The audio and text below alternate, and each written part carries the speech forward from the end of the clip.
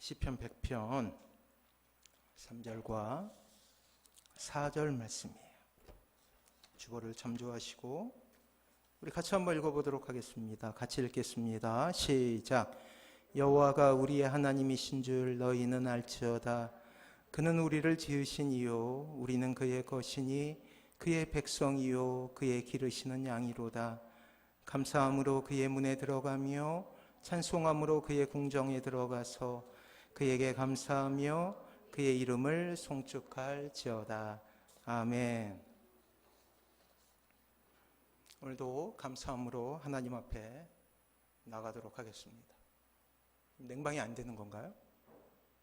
예. 그래도 감사함으로 나가겠습니다. 기독교 교인이었던 이무라 카치키오라는 일본 사람은 1947년생으로 일본 대학 의학부를 졸업하게 됩니다. 그리고 병원 내과 의사로 근무하던 중에 섬유 육종암으로 오른편 다리를 절단하게 되었다고 해요.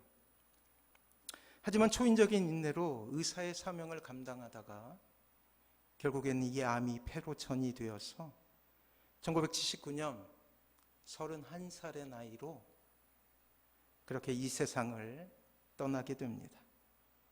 그가 자신의 죽음을 응시하며 기록한 편지와 글을 엮어서 하나의 책으로 만들게 되는데 그 책의 제목이 종이학이었어요.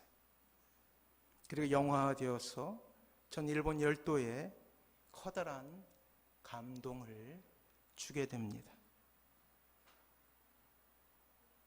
다음은 그가 남긴 짧은 글 한 편인데 한번 들어보세요.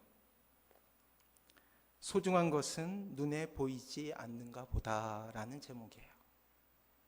한번 들어보세요. 이렇게 아름답고 귀한 것에 사람들은 왜 감사할 줄 모를까?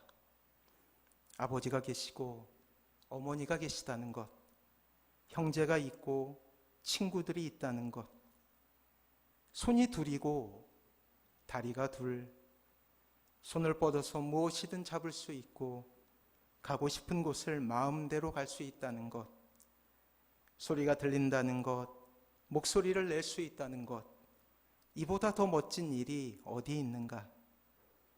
그런데 이 아름답고 귀한 것에 아무도 감사할 줄 몰라. 그거야 당연한 건데 뭘 하면서. 하루 세끼 밥 먹고 밤이 오면 잠을 자고 다음날 아침을 맞는다는 것, 웃고 울고 노래하고 소리치고 뛰어다닌다는 것, 산을 오르고 바닷가를 거닌다는 것, 바람, 풀꽃, 구름, 별, 소나기, 눈, 낙엽, 풀벌레, 울창한 숲, 이렇게 멋있고 아름다운 것에 아무도 감사할 줄 몰라. 그 모든 것이 얼마나 눈물 나는 소중한 것인지, 그 모든 것이 얼마나 아름답고 신나는 것인지, 그 모든 것이 얼마나 감사한 것인지 아무도 몰라. 그걸 아는 사람은 마침내 그 모든 것을 잃어버린 사람뿐. 사랑하는 성도 여러분, 그렇습니다. 우리가 불행한 이유가 뭐라고 생각하세요? 이 땅을 살아가다가 내가 불행하다라고 느낄 때가 있지 않습니까? 우리가 불행한 이유는 우리의 삶을 가득 채우고 있는 감사를 찾지 못하기 때문이라고 이야기할 수가 있어요. 하나님께서 우리의 삶 가운데 수놓으신 수많은 감사의 조건을 볼 수 있는 눈이 작동을 안 하기 때문이라는 것이죠. 사랑하는 성도 여러분, 신자의 삶은 1년 365일 감사의 삶일 수밖에 없음을 우리는 오늘 설교를 통해서 깨닫게 될 거예요. 돌이켜보십시오. 우리에게 이미 비추어진 십자가를 통한 구원의 빛은 감사한 조건으로 살아갈 수밖에 없는 존재임을 늘 우리에게 무언의 설교로 이야기하고 있어요. 찬송가 가사처럼 십자가 십자가 내가 처음 볼 때에 나의 마음에 큰 고통 사라져 오늘 믿고서 내 눈 밝았네 참 내 기쁨 영원하도다 라는 찬양으로 이 세상을 살아가야 할 존재가 바로 이 땅의 신자임을 그렇게 성경은 이야기하고 있다라는 거예요. 우리의 인생이 불평으로 가득 찰 때, 우리의 삶이 불만으로 물들어갈 때 신자의 눈에 비친 십자가는 다시금 우리에게 이렇게 소리치고 있습니다. 감사하며 살라고요.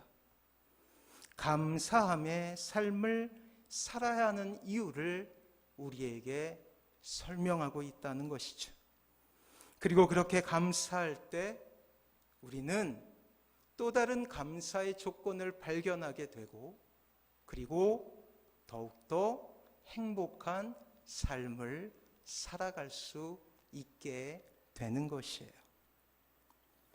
제 켈리라는 한 신문 기자가 소말리아의 비극을 취재하다가 겪게 된 체험담이 이러하답니다. 기자 일행이 수도 모가디슈에 있을 때의 일이었어요. 그때는 기근이 매우 심하던 때였죠. 기자가 한 마을에 들어갔을 때 마을 사람들 모두가 죽어 있었다고 그렇게 전해집니다. 그 기자는 한 작은 소년을 발견하게 돼요. 소년은 온몸에 벌레가 있었고 붙어 있었고 그리고 그 벌레에 물려서 작은 상처 큰 상처로 온몸이 그렇게 얼룩져 있었어요. 영양실조에 걸려서 배가 불뚝했습니다. 그리고 영양실조 때문에 머리카락이 빨갛게 변해버렸어요. 피부는 한 100살이나 된 사람처럼 보이게 되죠. 마침 일행 중에 한 사진 기자가 과일 하나를 가지고 와서 이 소년에게 주게 됩니다. 그러나 소년은 너무나 허약해서 그것을 들고 있을 힘이 없었어요. 기자는 그것을 반으로 잘라서 소년에게 주게 되지요. 소년은 그것을 받아들고 고맙다는 눈짓을 하더니 비틀거리면서 마을로 향해 들어가고 있었어요. 기자 일행이 소년의 뒤를 따라갔지만 소년은 그것을 의식하지 못했습니다. 소년이 마을에 들어섰을 때 이미 죽은 것처럼 보이는 한 작은 아이가 있었어요.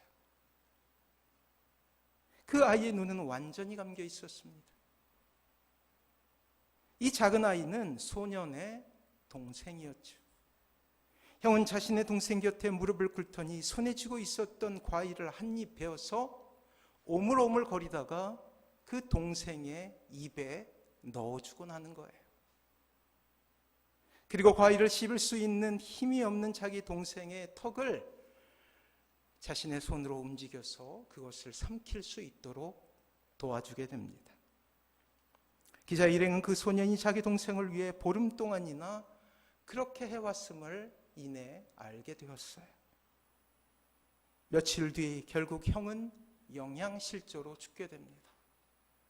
놀랍게도 그 소년의 동생은 끝내 살 수 있게 된 것이었어요.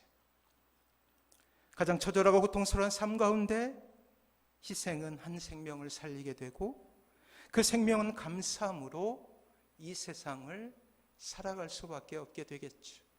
그 동생은 아마도 평생 자신의 형을 그리면서 감사하다라고 그렇게 여기며 살아가게 될 거예요.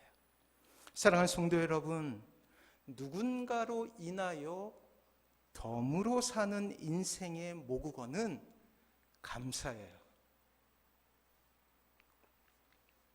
잘 기억하십시오. 누군가로 인하여 덤으로 사는 인생이 있지 않습니까? 그 사람의 모국어는 감사예요. 여러분들이 주님을 경험하셨습니까? 십자가를 경험하셨습니까? 새 생명을 얻으셨습니까? 그러면 저와 여러분은 덤으로 사는 인생이라는 거예요. 그리고 그 덤으로 사는 인생의 언어는 어떠한 순간에도 감사를 잃지 않는 인생이라는 거예요. 오늘 시편 본문은 이 땅을 살아가는 모든 신자들에게 지금 자신의 자리에서 감사를 드리며 살아갈 이유에 대해서 이야기합니다. 그렇습니다. 감사는 이 신자가 이 세상을 살아가는 방법이자 유일한 언어인 거예요. 성도 여러분, 신자 안에 있는 믿음은 우리 눈에 보이지 않아요. 제가 어떠한 믿음을 소유한 사람인지, 여러분이 어떠한 믿음을 가진 사람인지 결코 눈으로 볼 수는 없어요. 하지만 여러분들의 삶 가운데 얼마나 감사의 언어가 있느냐, 감사의 태도가 있느냐, 그것은 결정적으로 여러분들이 믿음이 있는가 없는가를 증거하는 놀라운 바로미터가 되는 것입니다. 오늘 본문은 감사를 잃어버린, 결국 행복을 잃어버린 우리를 향하여서 이렇게 촉구하고 있어요. 우리 3절과 4절 말씀을 다시 한번 읽어보도록 하겠습니다. 같이 읽습니다. 시작.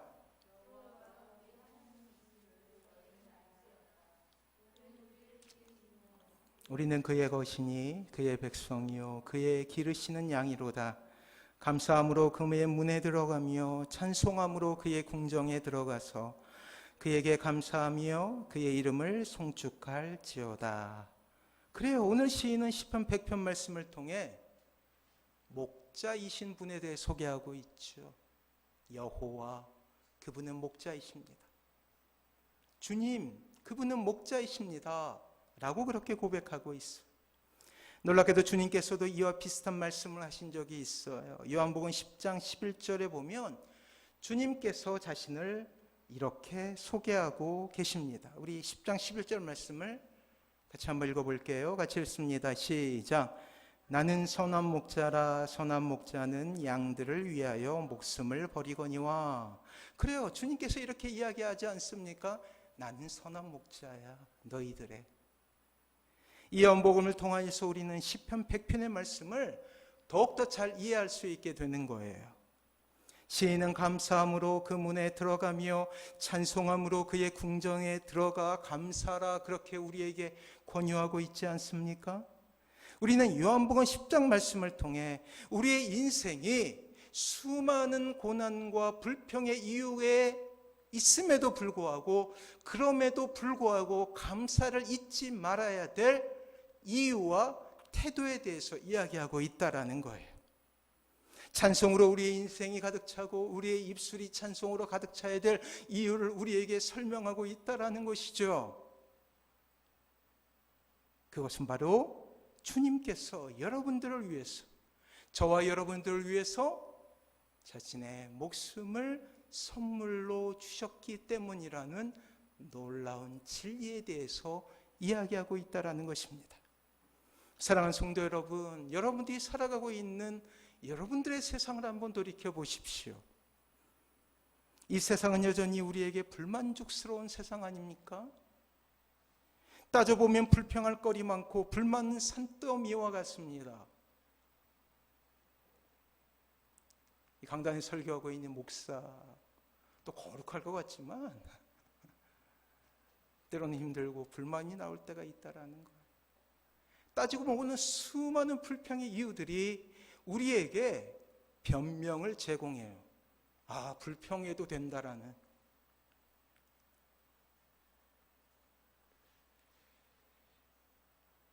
우리 인생을 뒤돌아보면 눈물이고 앞으로 보면 막막함이 우리를 지배하지 않습니까?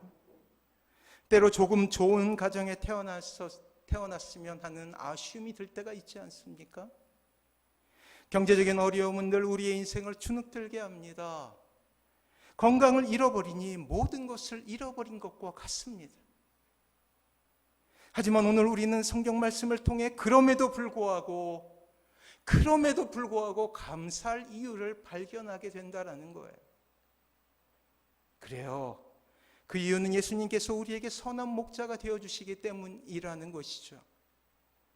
이 말씀을 더 잘 이해하기 위해 성경에서 늘 이 땅에 살아가고 있는 우리에 대해서 묘사하고 있는, 유비하고 있는, 비유하고 있는 양에 대해서 알 필요가 있어요. 우리는 항상 목가적인 풍경으로 그림같이 펼쳐진 파란 풀의 풀밭에서 풀을 뜯으며 한가롭게 노니는 양을 생각하죠. 새하얀 털. 온순하게 주인의 말을 잘 듣는 광경을 떠올리게 됩니다. 그러나 성경에서 말하고 있는 양의 모습, 양의 정체를 깨닫게 될 때 우리는 우리 자신이 어떻게 하나님의 눈에 비추어지는지 깨닫게 돼요. 우리와 너무나 닮은 고집세고 자신의 뜻대로 인생을 규정하며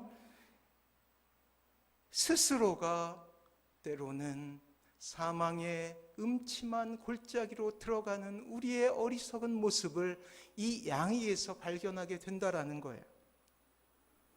그런 우리의 모습을 선한 목자이신 주님이 다스리시고 인도하시고 쉴 만한 물가로 우리를 데려가고 계심을 성경은 이야기하고 있죠.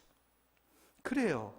좋은 꼴을 먹이시기 위해서 늘 고민하시는 주님, 쉴 만한 물가로 인도하시는 그 주님의 사랑을 거부하고 의도적으로 다른 길에 들어서서 결국 방황하고 불평의 조건을 삼아가는 우리의 모습이 이 성경에는 낱낱이 우리를 고발하고 있다라는 거예요.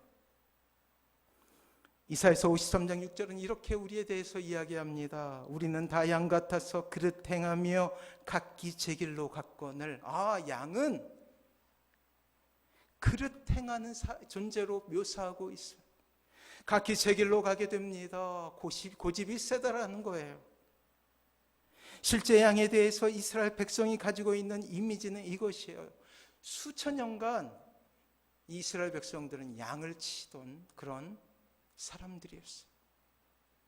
그래서 예수님께서 너희들이 양이다, 성경에서 너희들이 양이야 라고 이해할 때 그 이스라엘 백성들은 바로 이해할 수 있었어요. 내가 어떠한 존재인지. 실제 양에 대해 이스라엘 백성이 가지고 있었던 이미지는 이러합니다. 첫째, 양은 고집이 세고 생각이 모자라고 어리석으며 다른 사람의 말을 듣지 않는 고집센 짐승이라는 거예요. 놀랍게도 우리가 생각하는 온순하고 말을 잘 듣는 양의 이미지는 허구였다는 것이죠. 하나님을 알지 못하는 우리의 모습은 마치 양과 같다라는 거예요. 고집스럽고 생각이 모자라며 다른 사람의 말을 듣지 않으려는 모습. 하나님을 알기 전 우리의 모습이 바로 이것 아닙니까? 아니, 주님을 알았음에도 여전히 우리의 마음 가운데는 고집이 있어요. 복음으로 우리를 굴복시키고 하나님을 믿지 않으려고 발버둥 칠 때 설복하며 결국 주님을 알게 하신 하나님의 집착스러운 사랑에도 불구하고 여전히 우리는 고집 피우는 양과 같은 존재라는 거예요. 우리가 잘나서가 아니죠. 우리가 자격이 있어서가 아닙니다. 그저 우리를 사랑하시는 하나님의 마음이 있기에 하나님의 자녀로 삼아주셨어요. 두 번째로, 양은 혼자서 살아갈 수 없는 존재입니다. 양이 물체를 분간할 수 있는 시력이 2m라요. 2m에서 3m가량밖에 보지 못합니다. 또한 이빨도 튼튼하지 못해 자신을 지킬 수 있는 무기가 되지도 못해요. 염소처럼 뿔이 있거나 몸이 날렵해서 빠르게 내달려 도망칠 수 있는 몸도 아닙니다. 늑대가 나타나거나 곰이 나타나면 그냥 죽을 수밖에 없는 정말로 허약한 존재. 더군다나 재밌는 것은 양의 털을 깎지 않고 그냥 자라가야 하면 그 양의 털이 너무나 수북하게 자라서 넘어지면 스스로가 일어날 수 없다라는 거예요. 인터넷에서 영상을 보다가 한 10년간 그 양의 털을 안 깎은 그 양이 발견됐는데 그 양의 털을 벗겨냈더니 무려 무게가 40kg 정도 된다고 그러더라고요.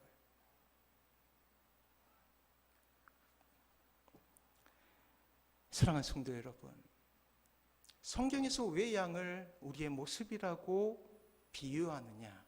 그것은 누군가의 도움이 없이는 살 수밖에 없는 연약한 존재이기 때문입니다. 양은 방어 기제가 없어요.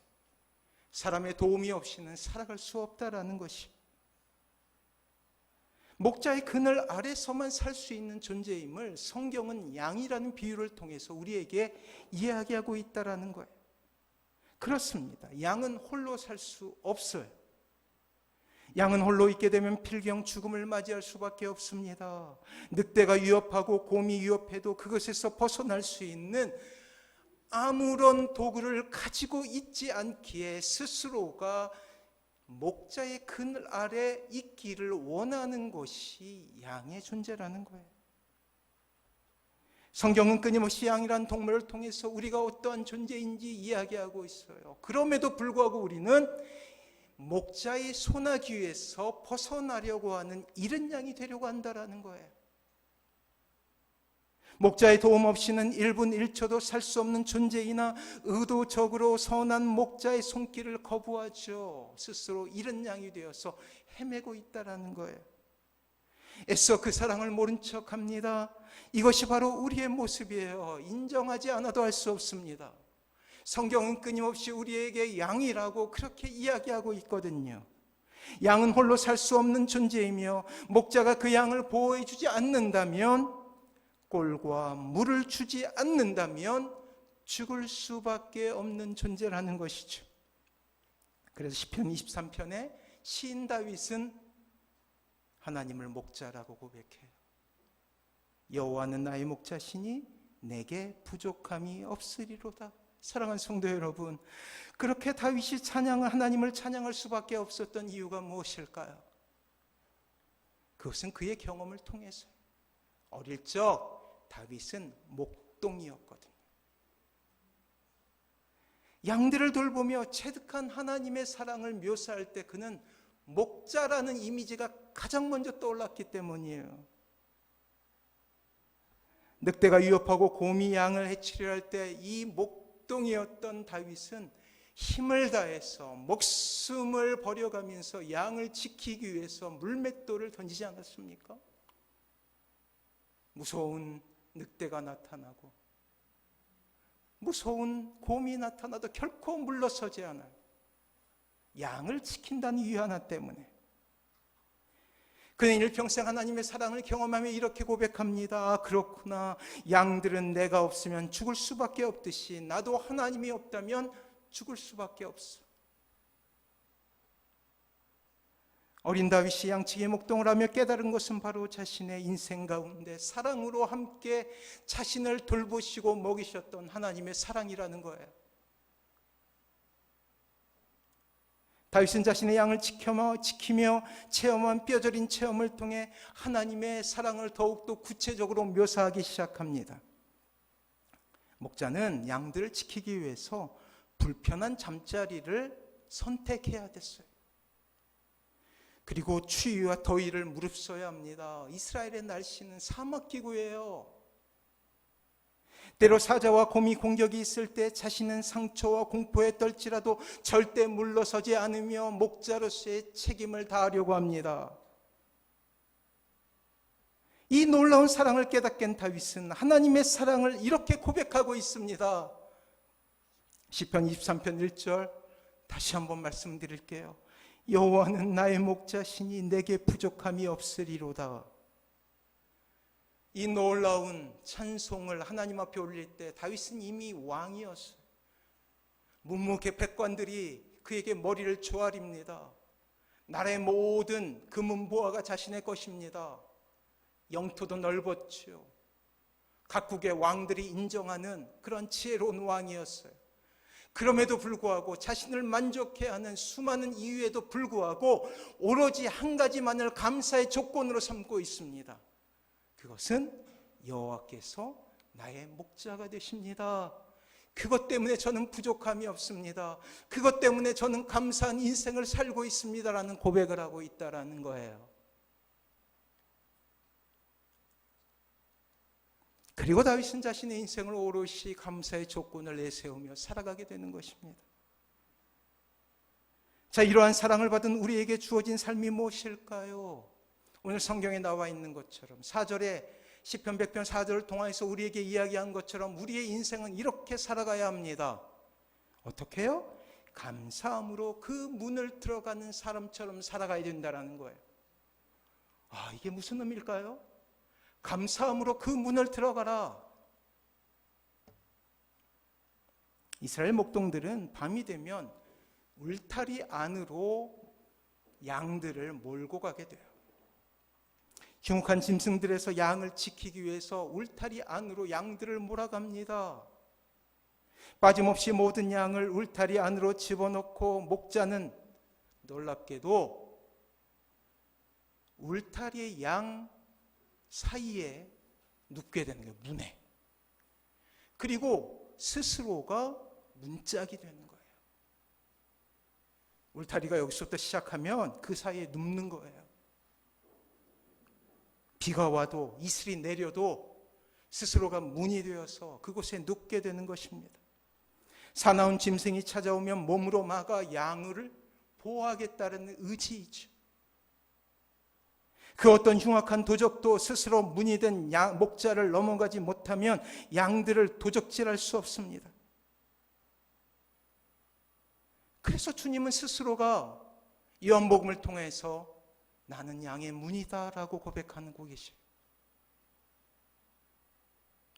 이제 양은 그 문을 지나갈 때마다 어떤 마음이 들까요? 아, 감사할 수밖에 없어요. 목자가 목숨을 지키며 나를 보호하고 있습니다라는 고백을 하게 되는 거예요.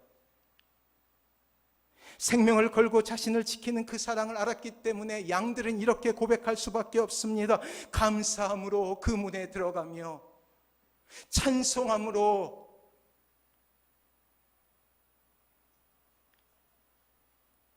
다시 우리는 요한복음으로 돌아가서 스스로 이렇게 부르시는 주님의 모습을 볼 수 있죠. 요한복음 10장 7절 말씀이에요. 같이 한번 읽어볼게요. 같이 읽습니다. 시작. 그러므로 예수께서 다시 이르시되 내가 진실로 진실로 너희에게 말하노니 나는 양의 문이라. 아시겠죠 뜻을. 진실로 진실로 강조해요. 꼭 알아야 된다. 너희의 마음판에 새겨야 한다라는 거예요. 주님께서 누구시라고요?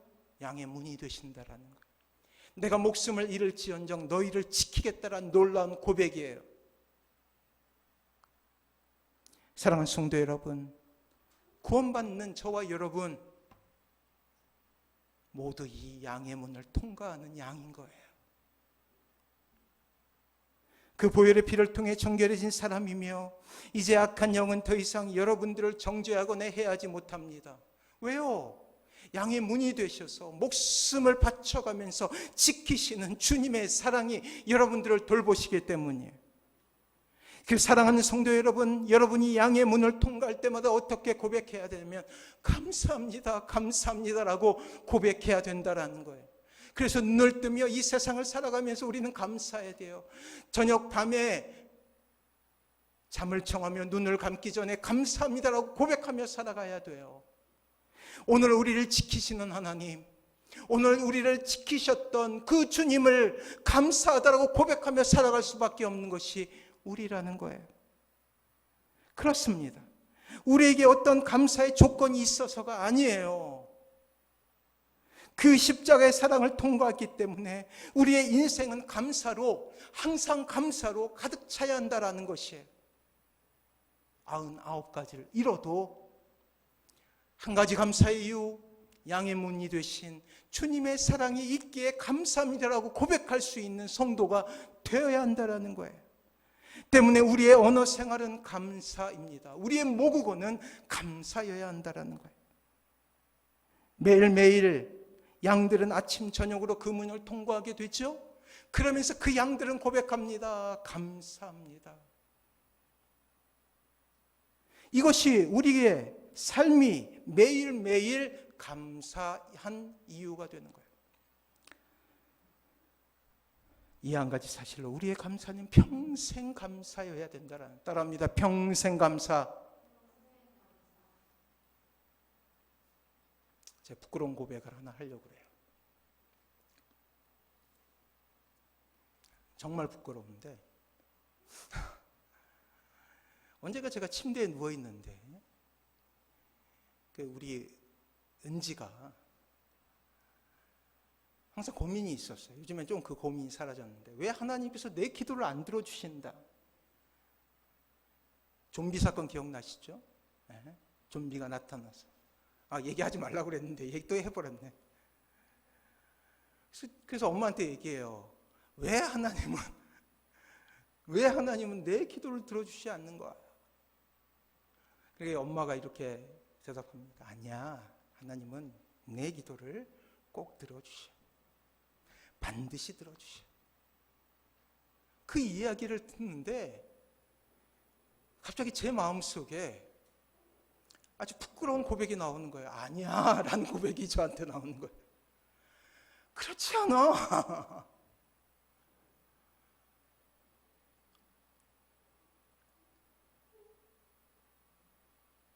제 마음속에 불평의 이유들이 있었거든요.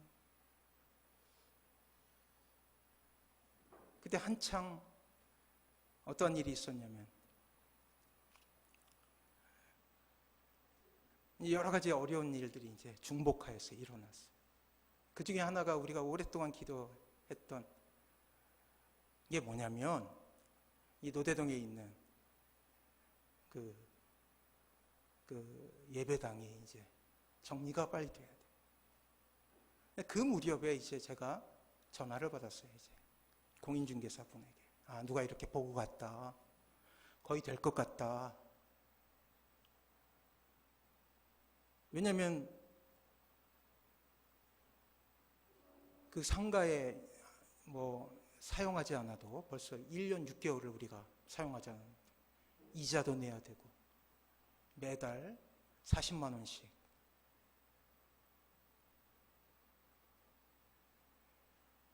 그 관리비도 내야 되는. 그래서 거의 100만 원 돈이 거기로 나가는. 1년 6개월 돈. 너무 괴로웠어요. 이제 좀 되겠구나. 그런데 결국은 연락이 없다라는 소식을 듣게 돼요. 그날 엄마에게 왜 내 기도를 들어주시지 않아? 그리고 사모님이 이렇게 대답할 때 아니야, 하나님 반드시 들어주셔 라는 그런 이야기를 할 때 제 마음속에 거부감이 들리는 거예요. 아니야, 그러지 않아. 하나님께서 들어주시지 않을 때도 있어 라는 이 초보적이고 유치한 대답이, 고백이 제 마음속에 나오는. 그 여러 달 동안 저는 영적 침체에 빠지게 됩니다. 이 한 가지 고백 때문에. 그래서 제가 교제하는 목사님들한테 와서 그 고백을 했어요. 제 마음속에 이러한 거부감이 들었고 이렇게 고백하자 몇 달 동안 영적 침체가 왔다고. 사랑하는 성도 여러분, 우리가 지나가야 될 문은 양의 문이에요. 수많은 불평의 조건이 있죠. 논리적으로 이해도 되지 않아요. 나의 모든 것을 다 걸었어요. 실패로 돌아갈 때, 성과를 내지 못했을 때, 자녀의 실패를 보게 될 때, 나의 실패를 보게 될 때 끊임없이 우리는 불평하게 돼요. 하지만 성경은 그럼에도 불구하고 우리가 감사하며 살아갈 존재임을 우리에게 이야기해요. 왜요? 다른 감사의 조건이 있어서가 아니라 주님께서, 선한 목자께서 우리의 양의 문이 되어 주시기 때문이라고 그렇게 이야기해요. 시편 기자는 이렇게 이야기하지 않습니까? 감사함으로 그 문에 들어가라. 감사함으로 그 문에 들어가라. 오늘도 울타리 사이에 차디찬 바닥에 누워 친히 문이 되어주신 주님의 사랑이 우리를 감격하기 때문에 우리는 감사해야 한다라고 그렇게 성경은 이야기하고 있어요. 성난 짐승들의 공격을 육탄으로 막아대는 주님의 사랑이 여러분들을 지키십니다. 이것을 믿으십니까? 믿으십시오. 고백하십시오. 사랑하는 성도 여러분, 이 사랑을 받은 우리가 어찌 불평과 불만으로 우리의 인생을 채우겠어? 이 사랑을 받은 우리가 어찌 스스로 인생을 포기할 수 있겠습니까? 왜 좌절할 수 있겠습니까? 사랑하는 성도 여러분, 행복한 삶의 비결 그 26번째는 평생 감사인 거예요. 신자는 행복하기 때문에 감사한 사람이 아니라 감사하기 때문에 행복한 사람이라는 것이죠. 그리고 그 감사는 매일매일 항상 범사에라는 감사의 고백인 거예요. 다시 우리는 이렇게 노래해야 합니다. 감사함으로 그의 문에 들어가며 찬송함으로 그의 궁전에 들어가서 그에게 감사하며 그의 이름을 송축할지어다. 비록 99가지의 불평의 이유가 있어도 나는 감사하리라 라는 고백을 가지고 살아가는 거예요.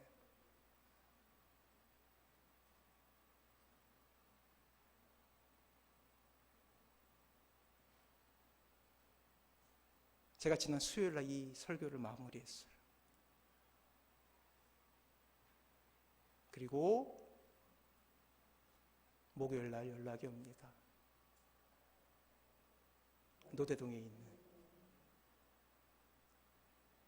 그 예배당이 이제 상가가 매매가 되겠다고. 사랑하는 성도 여러분, 우리는 감사하기 때문에 행복한 사람이 아니에요.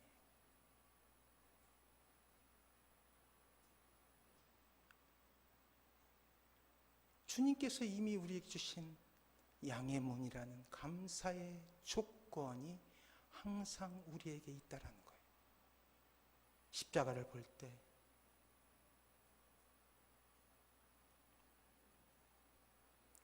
이 예배당을 발로 디디며 아침에 일어나고 밤에 눈을 감으며 우리는 항상 감사합니다.